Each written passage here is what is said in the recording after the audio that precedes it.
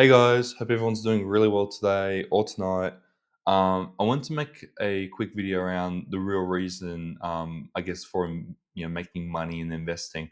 Now, everyone's reasons and intentions and strategies to make money, pretty much everything around money, are quite different.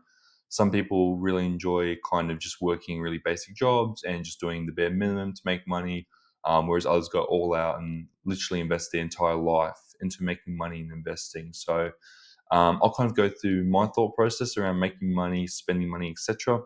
And hopefully, as well, can kind of provide some ideas for you, or kind of, I guess, also provide some strategies in terms of how you want to also approach money and investing.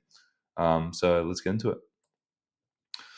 So, what's your goal and reason for money? So, money is ultimately a tool that provides you flexibility around your time, where you live, etc. Right? A lot of people, and I used to do this as well, but a lot of people cling on to this as it's like a scarce asset, when in reality, it's really not. Money comes and goes quite easily. It is one of the most transactional things that we have around us nowadays. And I just think if you kind of hold on to it, it doesn't really make sense because ultimately it's for spending, it's for transacting with. So, excuse me. So, there's no point holding on to it. It's to be used to make your life easier or to pursue things you want to do or to essentially do what you want to do in life, right? Okay. So, have that in the back of your mind, whatever you're thinking right now. Just understand that it is a tool to either make you more money, to make your life easier, or to give you, give other people in your life a better life, etc., etc. I'm also pretty sure here money doesn't make most people happier, especially once basic needs are met. So a lot of people, again, like an Elon Musk, like a Mark Zuckerberg, will just keep going up and up and up, keep making more and more. Excuse me. Like a Warren Buffett as well, will just keep making more and more. But at what point does it become enough? And I think for them, they're very aspirational. They're looking to achieve really big things. But the reality is, our basic needs are met way, way, way earlier than whatever they're at, which is fine. Obviously, we can grow our wealth to as much as we want. But I think for us, where we might not have a business, we might have a job, we might be investing a little bit on the side. I guess where's the line where we draw our basic needs, and we've said that yes, they are met, and then getting that quality of life that we want, and just kind of recessing things from there rather than just keep going up and up and up and up. Some people use money to be flashy, whereas others will pay off debt and live comfortably. There's no right or wrong. Again, if you've made a lot of money and you want to buy a nice car, go for it. If you just want to approach and for example, use fire or something like that, and just be super conservative and live comfortable, but below your means, you can do that, right? No right or wrong. Last point here, I personally love the security and enjoy the game of investing. So that means continually growing my holdings, finding other ways to invest my money, just doing all the different things with money. I find it quite enjoyable. Um, and for me, my basic needs have been met. So for me, I'm kind of in this stage where it's like, do we kind of live an elevated lifestyle? Do we live conservatively? Do we keep going? So that's kind of where I'm at right now. So, if we're still not sure, what are the best ways that we can use money in our life? So, we should all have an idea of what we will use money on and the amount needed to hit your goals. So, I think we have a pretty good idea of how much we spend each month, or if we don't, we should probably find it out ASAP. And based off that, excuse me, and inflation, there's calculators online that can help calculate these things for you, but you can kind of get an idea of exactly what's required for you to hit your goals, maybe to achieve fire, or maybe to potentially die with zero, pass away where you've spent all your money and you lived a really good life. And you should also have an idea. You should remain flexible because obviously we don't stay the same people through our entire life. We change hobbies, we change interests, we change people around us. And obviously, more or less money is going to be required for each of those things. Okay? Personally, I'm not so flashy. So for me, hitting my basic needs plus some for comfort is fantastic, is really good. That's me right now. I'm not saying that won't change in the future, but for me now, that works quite well. So, I'm not going to, I'm kind of in a comfortable stage, which isn't ideal. You kind of want to be also pushing for more, just depending on what your goals are, right? I mean,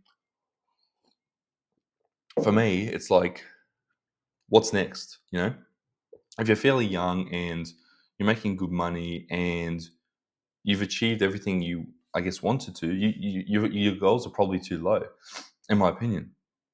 And it's fine if they're not. Some people genuinely want to coast for the rest of their life once they built up a nest egg. That's awesome. But I personally couldn't do that. Okay. So right now, even though I am comfortable, because I'm working to strategically grow my assets, right? In the future, this may buy me more freedom. Excuse me.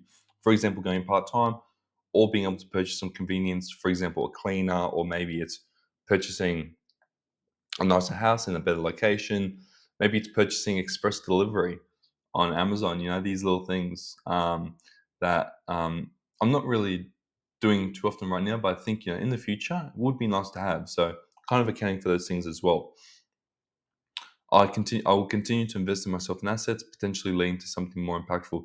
Yeah. So while my baseline's hit, now it's looking at what's the next step in terms of what am I estimating, what could I be doing, what should I be doing, and then long term as well. If you start to build up millions and millions, and potentially more than that, you start to question whether you should be doing something more impactful and something that's a little bit more aligned with your personal mission and values. Um, or something that's near and dear to your heart. For example, it could be something around philanthropy. It could be something around, I don't know, maybe just a personal thing you're interested in, maybe, or some religious organization, anything like that, right? Okay. There's no right or wrong when it comes to this. I mean, yeah, you are your own person. But yeah, a lot of people end up starting businesses as well and trying their way at, business, which obviously isn't easy. Or they might try different investments. Excuse me. So, no right or wrong way to use money in your life. Some people just like to spend it on gambling and stuff like that. I guess so be it. But these are some kind of, I think, best practices for spending your money in life. Now, now that you kind of have an idea of exactly, why you want to accumulate money, what you want to spend money on. Now, depending on that, here are a few different strategies you could implement around money, right? You have the die with zero approach, which essentially means building up a base, right? And then at a certain point in your life, probably around the midway point, so probably around 40 or 50, you start to actually do calculations to bring that entire amount down to zero around about the time you pass away. Now, you might say it's really hard to calculate that, but there are things like annuities, insurances, other things that can kind of help guesstimate as best as possible how to, what time abouts you'll pass away. And that means you're going to utilize the most amount of money and the most in the most efficient way as well. Excuse me. The other one is here. The next one, which I'm sure you've probably heard about, definitely a big thing in like tech, US, California, and I guess now all around the world, but is the FIRE approach. So, which stands for Financial Independence, Retire Early, and essentially means saving up a nest egg and spending conservatively about 3 to 4% until pretty much you pass away. So you won't actually be able to get into your nest egg because it's such a big amount of money and you're spending so conservatively that it will inevitably grow over time, and you won't have enough. You won't be able to spend enough, or you won't be able to outspend it. Excuse me. You could spend all your money up until around 60. Now, this will work in somewhere like Australia or maybe America, more Western countries, and then utilize retirement accounts and pensions, right? So that could be part of your investment strategy where you get tax advantage retirement accounts and or pensions, which are free from the government. And you kind of can go crazy up until 60, and then you start accessing your retirement accounts and then ultimately a pension. Now, will it be the highest quality of life? I don't think so, but for someone who's working a normal job and doesn't really care about making money or anything like that, it's a valid option, right? Or last point here, like many rich people, use that money to pass down generations slash invest in grand projects, and also invest in passion projects as well. If you want to invest in that pub, go for it. If you want to invest in or contribute to the church or something, go for it. Because there's no, I mean, you've hit your goals, right? Once you've done that, or you can pass down to family as well and help contribute, giving your family a better life. So yeah, there's lots of different things you can do. There's no right or wrong. Um, excuse me, far out. There's no right or wrong. So whatever your reason is, I'm sure is valid. It might change over time. But if you're not sure for your reason and how you want to make money in the kind of life you want to live, maybe just have a think about it, because I feel like a lot of people leave it until it's too late. And this could have easily been fixed with some planning while they were younger. So yeah, hopefully you guys have enjoyed the video. If you have any questions, leave a comment down below. But otherwise, I'll see you guys in the next one. Peace.